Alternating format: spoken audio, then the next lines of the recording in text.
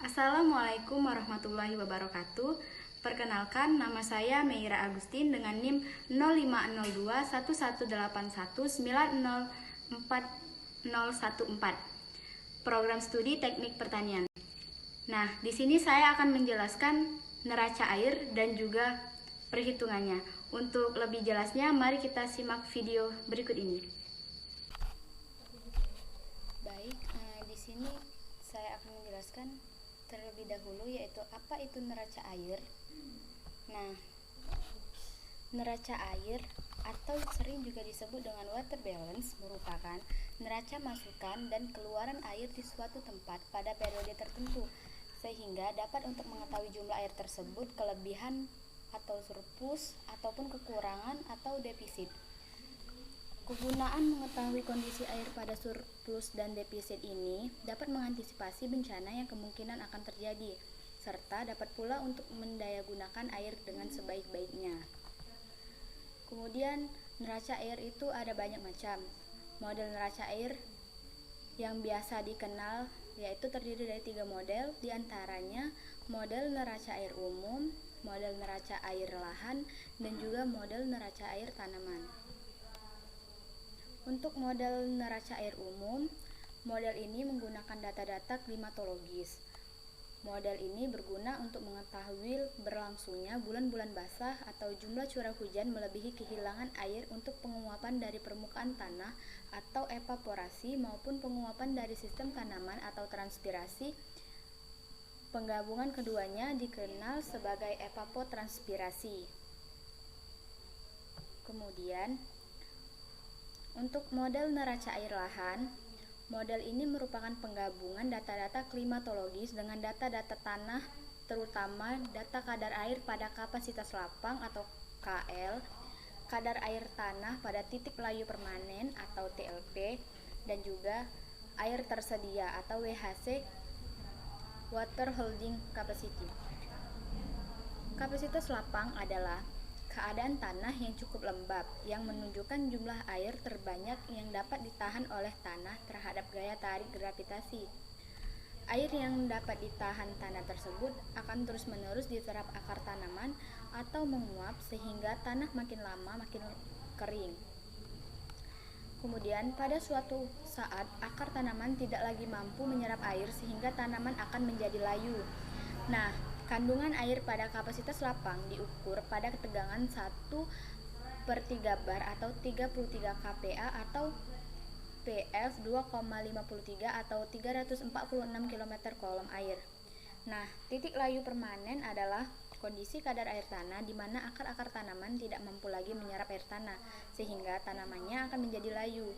Kemudian, tanaman akan tetap layu pada siang ataupun pada malam hari. Kandungan air pada titik layu permanen diukur pada tegangan 15 bar atau 1500 kPa atau PF 4,18 hingga 4,2 atau 15.849 cm tinggi kolom air. Air tersedia merupakan banyaknya air yang tersedia bagi tanaman, yaitu selisih antara kapasitas lapang dan titik layu permanen. Kemudian, model neraca air tanaman. Model ini merupakan penggabungan data klimatologis, data tanah, serta data tanaman. Nah, neraca ini dibuat untuk tujuan khusus pada jenis tanaman yang tertentu saja. Data tanaman yang digunakan adalah data koefisien tanaman pada komponen keluaran dari neraca air. Neraca air sendiri merupakan gambaran potensi dan pemanfaatan sumber daya air dalam periode tertentu. Dari neraca air ini, kita dapat diketahui potensi sumber daya air yang masih belum dimanfaatkan dengan optimal. Dan secara kuantitatif, neraca air menggambarkan prinsip bahwa selama periode waktu tertentu, masukan air total sama dengan keluaran air total yang ditambah dengan perubahan air cadangan atau change in storage. Nilai perubahan air cadangan ini dapat bertanda positif ataupun negatif menurut Suwarno tahun 2000. Nah, kemudian di sini ada manfaat neraca air. Secara umum dapat diperoleh dari analisis neraca air ini antara lain Yang pertama yaitu dapat digunakan sebagai dasar pembuatan bangunan penyiapan dan pembagi air serta saluran-salurannya. Hal ini terjadi jika hasil analisis neraca air didapat banyak bulan-bulan yang defisit air. Kemudian yang kedua, sebagai dasar pembuatan saluran drainase dan teknik pengendalian banjir. Hal ini terjadi jika hasil analisis neraca air didapat banyak bulan-bulan yang surplus air. Kemudian yang terakhir, sebagai dasar pemanfaatan air alam untuk berbagai keperluan pertanian seperti tanaman pangan, hortikultura, perkebunan, serta kehutanan dan juga perikanan. Selanjutnya, di sini ada komponen neraca air. Dalam menghitung neraca air ada beberapa komponen yang perlu kita perhatikan, antara lain kapasitas menyimpan air atau jumlah ruang pori, kemudian infiltrasi, runoff, evapotranspirasi, curah hujan, jenis vegetasi. Nah, di sini apa sih hubungan neraca air dengan siklus hidrologi? Dalam konsep siklus hidrologi, bahwa jumlah air di suatu luasan tertentu di permukaan bumi dipengaruhi oleh besarnya air yang masuk atau input dan keluar atau output pada jangka waktu yang tertentu. Semakin cepat siklus hidrologi terjadi, maka tingkat neraca airnya maka semakin dinamis. Kemudian, kesetimbangan air dalam suatu sistem tanah-tanaman dapat digambarkan melalui sejumlah proses aliran air yang kejadiannya berlangsung dalam satuan waktu yang berbeda-beda. Baik, langsung saja kita masuk ke perhitungan neraca air. Nah, di sini kita ada soal hitung curah hujan rata-rata dengan metode regresi statistik dan peluang P-nya itu lebih besar dari 75%. Pada tabel berikut. Nah, tabelnya itu sudah kita ketahui dari soal. Kemudian kita urutkan data curah hujannya tuh dari urutan besar ke yang kecil. Kita copy data curah hujan.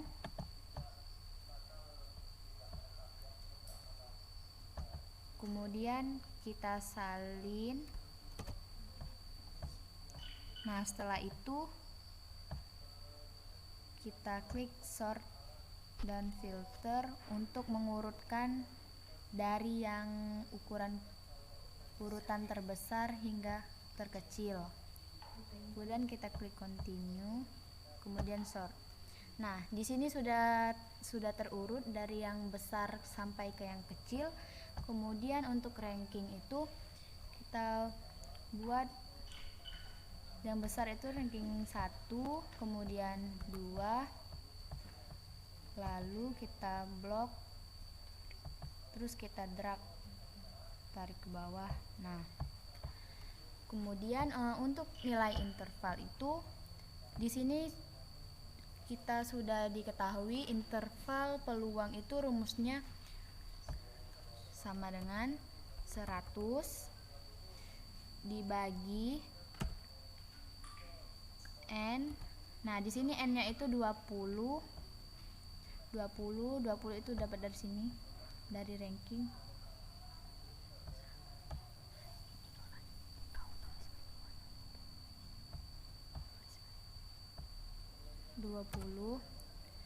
Dikurang 1, kemudian kita klik enter.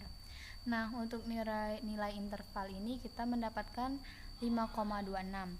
Kemudian untuk mencari nilai peluang itu yang paling kecil itu 0 dan yang paling besar 100, tapi kita tidak diketik, nanti kita langsung masukkan dari rumus.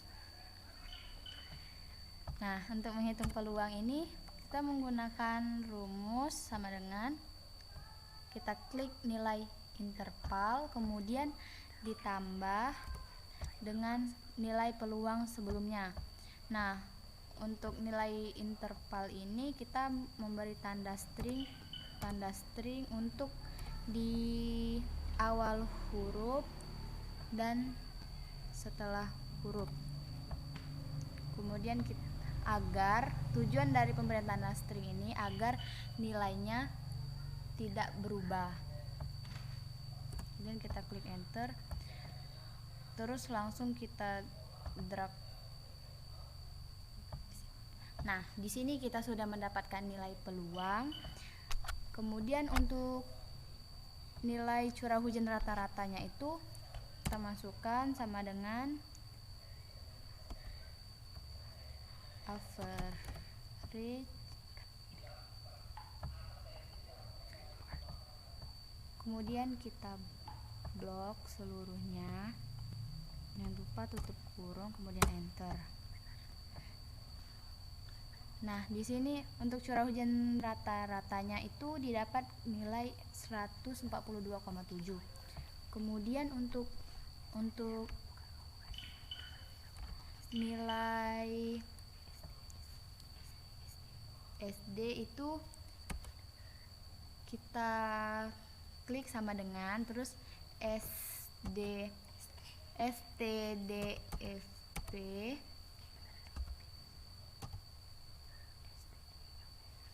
kemudian buka kurung, lalu kita blok lagi nilai dari data curah hujan ini. Jangan lupa tutup kurung, kemudian enter. Nah, untuk nilai SD ini didapatkan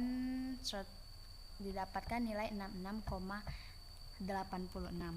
Kemudian di sini untuk metode regresi itu rumusnya itu CH P lebih besar dari 75% sama dengan 0,82 dikali curah hujan rata-rata lalu dikurang 30. Nah,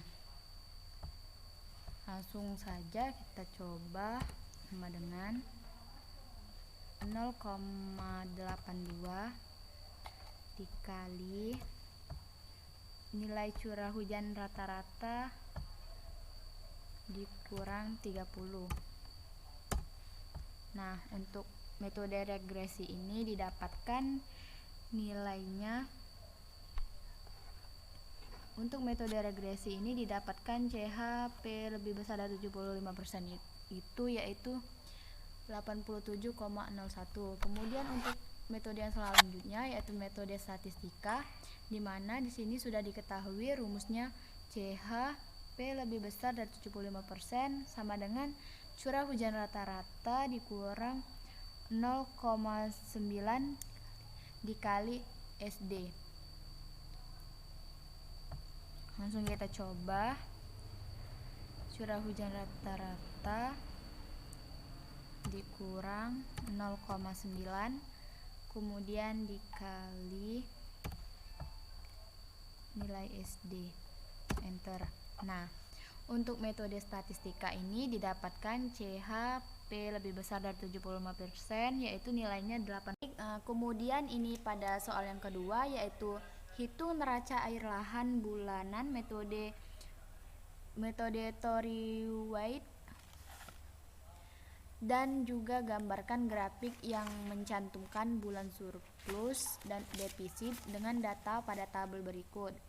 Nah, di sini sudah terdapat data CH untuk P lebih besar dari 75% dari bulan Januari sampai dengan bulan Desember. Kemudian juga untuk data nilai ETP-nya juga sudah diketahui dari bulan Januari sampai dengan bulan Desember. Kemudian untuk mencari nilai dari CH ETP, kita menggunakan rumus sama dengan kita klik nilai CH kemudian dikurang dengan nilai ETP, kemudian klik enter. Nah, untuk yang seterusnya yaitu kita langsung drag saja, kemudian muncul nilai-nilai dari bulan Januari sampai dengan bulan Desember. Kemudian untuk yang selanjutnya untuk data APWL. Nah, APWL itu merupakan kolom akumulasi potensial kehilangan air untuk penguapan. Dan APWL ini diisi dengan penjumlahan nilai CHETP yang negatif secara berurutan bulan demi bulan. Nah, dari data yang diketahui di sini untuk CHETP yang negatif itu secara berurutan mulai dari bulan Juni. Di sini pada bulan Juni ini CHETP-nya yaitu min 28. Nah, di sini untuk mencari APWL-nya kita klik sama dengan CHETP yang bernilai negatif. Kemudian kita klik enter. Untuk bulan selanjutnya kita klik sama dengan, kemudian APWL sebelumnya min 28 tadi ditambah dengan nilai CHETP sekarang. Nah, di sini pada bulan Juli, kemudian klik enter. Nah, kemudian setelah kita dapatkan nilai APWL dari bulan Juli, untuk nilai APWL selanjutnya yaitu kita langsung drag saja sampai nilai ETP yang negatif. Nah, untuk bulan-bulan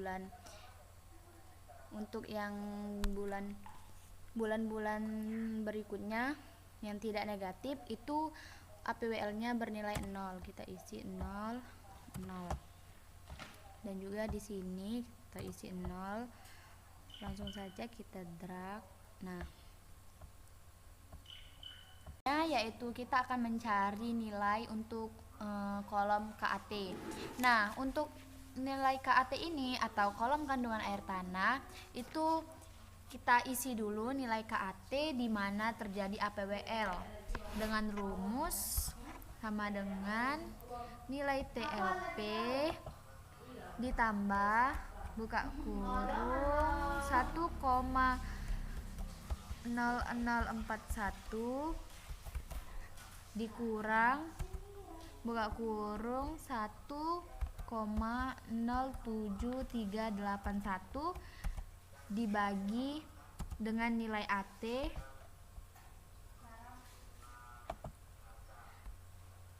dipangkatkan dengan tutup kurung, kemudian dipangkatkan dengan nilai APWL yang terjadi pada bulan Juni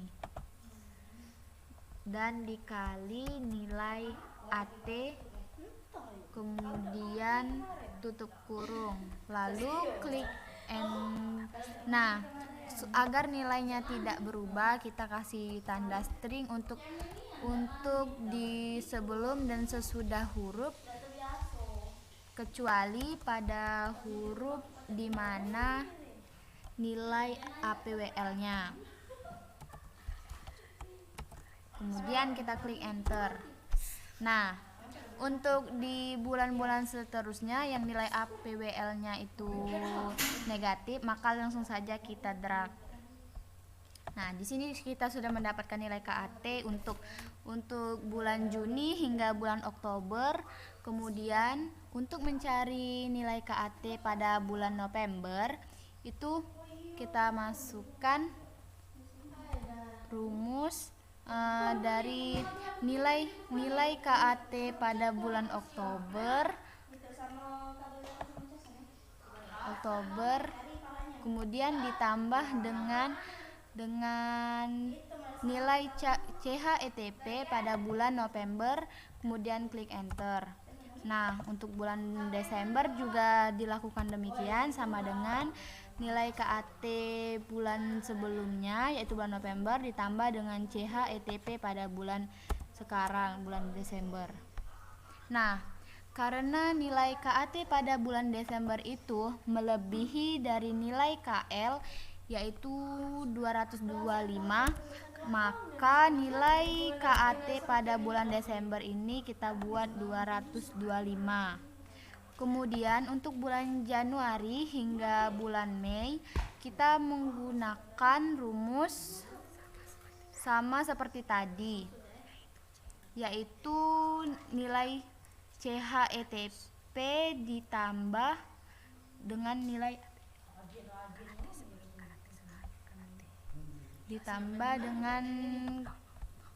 nilai APWL yaitu 0. Nah, maka hasilnya itu kan 300, sedangkan untuk bulan Januari hingga bulan Mei yaitu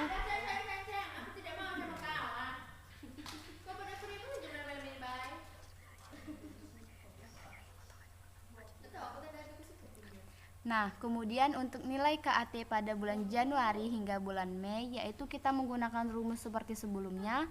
Namun apabila kita jumlahkan maka 300 ditambah dengan 0 itu akan melebihi dari nilai KL, di mana nilai KL di sini 225. Maka nilai untuk KAT Januari ini ditulis 225. Kemudian untuk kolom dinilai DKAT atau kolom perubahan kadar air tanah, di mana nilai DKAT bulan tersebut adalah KAT bulan tersebut dikurangi KAT bulan sebelumnya.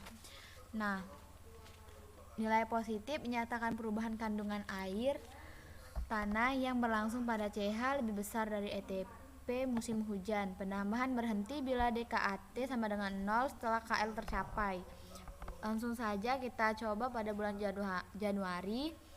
Untuk nilai DKAT sama dengan KAT pada bulan tersebut dikurangi dengan nilai KAT pada bulan sebelumnya. Kemudian klik enter.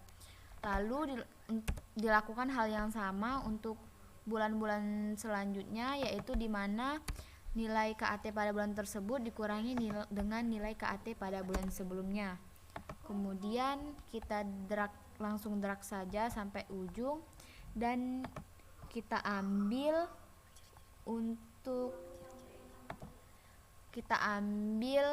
nilai 2 angka di belakang koma.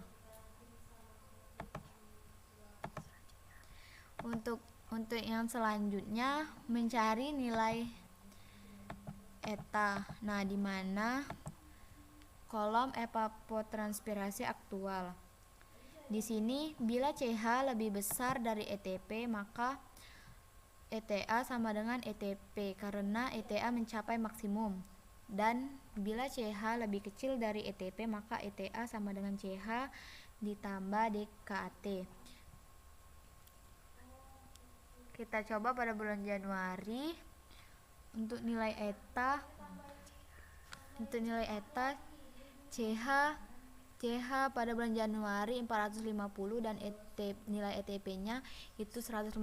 Nah, di mana nilai CH itu lebih besar daripada nilai ETP. Maka ETA-nya sama dengan nilai ETP. Nah, kemudian begitupun untuk bulan-bulan seterusnya hingga pada bulan Mei. Lanjut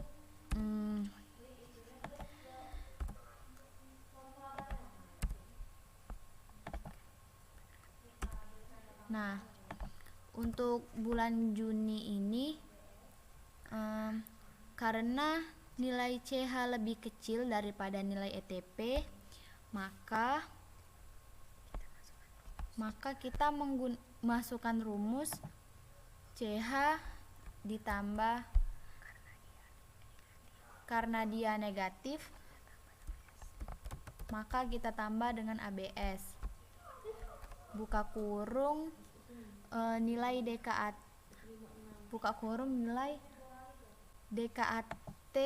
pada bulan tersebut, kemudian klik enter.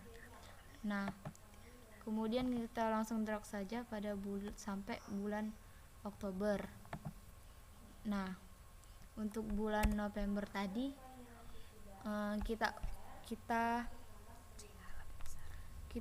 di sini CH lebih besar dari ETP. Maka Lalu selanjutnya kita akan mencari nilai dari SN.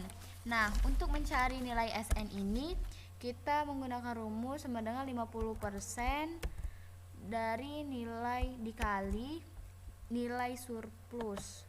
Kemudian klik enter. Lalu kita drag saja sampai bulan Desember. Nah, kemudian kita ambil 2 angka di belakang koma. Nah, untuk yang terakhir yaitu untuk mencari nilai runoff. Untuk mencari nilai runoff ini menggunakan rumus sama dengan 50% dikali nilai surplus kemudian ditambah dengan nilai SN pada bulan Desember. Kemudian klik enter. Nah, untuk bulan Februari ini menggunakan rumus sama dengan 50% dikali nilai surplus kemudian ditambah dengan nilai runoff pada bulan sebelumnya. Lalu klik enter. Langsung saja kita drag sampai ke bulan Desember. Nah, jadi inilah hasil dari perhitungan neraca air lahan bulanan metode Tory Weight, dan kemudian kita akan menggambarkan grafik yang mencantumkan bulan surplus dan defisitnya. Kita blok semua tabel, kemudian kita pilih insert, kemudian pilih line, kita pilih ini bebas memilih yang mana saja, kemudian kita atur letaknya. Nah, di sini kan ditanya untuk mencantumkan bulan surplus dan defisit. Nah, di sini saya akan mencantumkan nilai CH, ETP, dan juga ETA. Jadi kita akan pilih desain, kemudian select data, kita hapus yang tidak kita ambil atau yang tidak kita perlukan. Dan kita klik OK. Inilah grafik dari neraca air bulanan yang kita dapatkan dari tabel perhitungan yang sudah kita cari sebelumnya. Mungkin itu saja penjelasan dari perhitungan